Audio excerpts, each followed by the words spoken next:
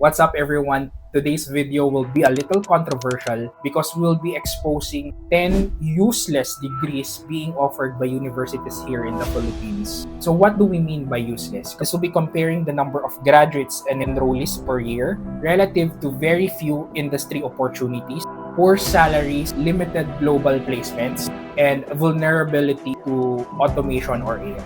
Yung mga madaling palitan, 5 to 10 years from.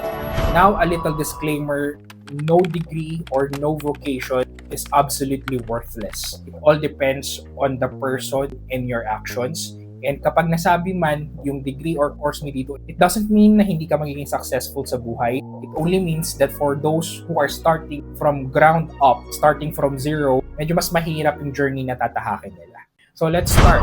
Number 10 on our list would be philosophy.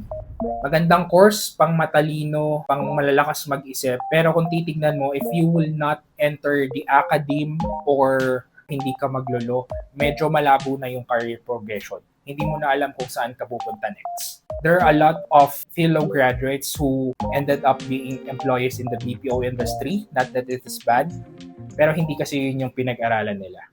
Number 9 on our list would be library and information science. Even before the pandemic, libraries tend to shift from being traditional tangible books to being e-books. So the need for librarians relatively talagang kumonti na, lalo na sa panahon ngayon. And there are very few libraries in the Philippines na maganda yung facilities and you would really see yung magandang career progression. Pero right now, they are not in demand. So, gagastos ka lang during college. Some of this who graduated from library and information sciences would end up having admin or secretarial jobs.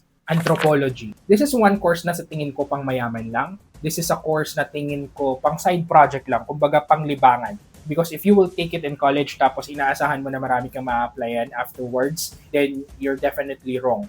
The institutions needing anthropologists are very few. Some of them are libraries, museums, NGOs. So kung hindi ka makakasyamba na maging affiliate ng isang international research company or an international channel, then medyo mahihirapan ka talaga, lalong-lalo na dito sa Pilipinas. Creative writing. You can do creative writing even if hindi mo siya i-take sa college. So pwede mo siyang gawing side hustle, pwede mo siyang gawing passion project. Ngayon, especially, very viral yung pagiging virtual assistants, yung pagiging creative writer online. So, sobrang dami mong kalawan, not only those who graduated from creative writing during college, kundi lahat ng mga naghahanap ng ekstrang pagkakakitaan ngayon. There's a possibility for them to enter creative writing. And also, steady income is very difficult. Theology, sobrang ganda, malapit ka kay God. But then again, it's very brutal when it comes to your finances. Unang-una na dyan, even if gusto mong magpare, medyo masakit yan sa bulsa. I think the minimum it would take would be around 6 years to become a priest. Tapos, if you will be outside priesthood, outside seminary career, or outside academe, sobrang hirap makahanap ng trabaho. And often, pag nakahanap ka pa ng trabaho, it would be an admin job or a secretarial job wherein the pay is not that great. Culinary arts.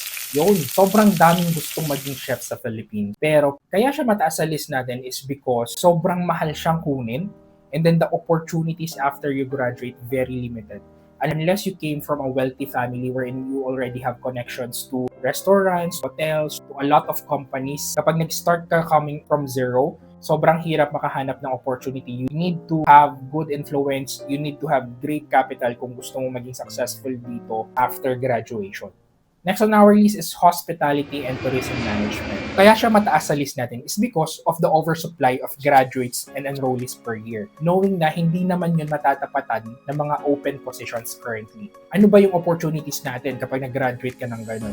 Airlines, pwede ka maging cabin crew, cruise ships, casinos, hotels. Yung apat na yun, yung major na pwede mong maging employer. And given na we just came from the pandemic and somewhat makikita natin na yung tourism hindi na bumalik kung ano siya dati pre-pandemic, medyo mas mahirap na ngayon realistically na maging successful after graduation if you got hospitality and tourism management. There are some na sobrang swerte. They tend to apply as cabin crews for international airlines, international cruising companies, big hotels, established hotels, and big restaurants. Pero hindi natin nakikita yung mas maraming number ng hindi naging successful sa career path na to. Most of them end up being employees under some other entry-level jobs. Broadcasting and mass communication. As traditional TV and radio stations having large facilities to support their operations, now they are transforming into being online media companies. Yung demand for broadcasting and mass communication graduates, talagang lumiit siya dito sa Philippines. Ano lang ba yung major stations na meron tayo sa Philippines? That would be ABS-CBN, GMA, and TV5. And most of them, mas marami ng presence online. So, mas konti na ngayon yung opportunities for broadcasting and mass communication graduates. If you will not build yourself being a YouTuber or an online influencer, then sobrang hirap maging successful bilang broadcaster or journalist. Number 2 on our list, criminology.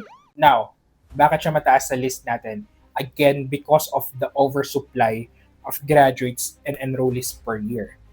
This will be in proportion to the open law enforcement jobs na meron tayo. So, most of this are being offered by the government.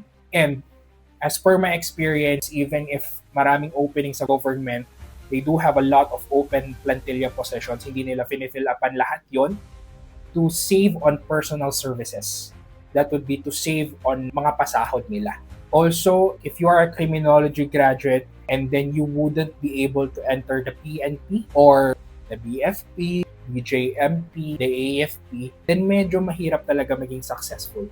And even if makapasok ka doon sa mga organizations na yon, career progression, lalo na sa promotion mo, sa sweldo mo, very stagnant, and most of the time, these are highly political. Kung wala kang kapit na mas mataas, medyo mahihirapan ka na. And our undisputed number 1, fine arts. Why? Dahil nga, nung pandemic, nag-transition na tayong lahat, especially art, into digital format. So, if you are still studying fine arts, you would need as early as now to build your portfolio and make a name for yourself. Be a YouTuber, be an influencer, be a content creator, because if you will not put your name out there and you want this to be your bread and butter after graduating, then mahihirapan ka talaga, especially if you don't have connections. Art is very expensive, and even in history, very few lang yung naging successful because they studied fine arts. Most of them switched into freelancing. Some of them nag-iba na ng career, or mas marami sa kanila yung nag-i-struggle pa rin hanggang ngayon, years after graduation. In 2025, the brutal truth is that companies are now focusing on practical, technical, and high-demand skills. Technology inclined and data expertise are king of all, and healthcare certifications are very, very critical. Passion courses are really beautiful. Sobrang na-appreciate ko sila, but they are very brutal when it comes to your finances. Lalo na nga, if you are starting from zero, wala kang backup, hindi mayaman yung family. On our next video, pag-uusapan naman natin what are the best courses or degrees dito sa Pilipinas that you need to get now para kapag nag-graduate ka na, mas marami kang choices for your career, and then in demand ka pa din relative to those degrees that we have mentioned.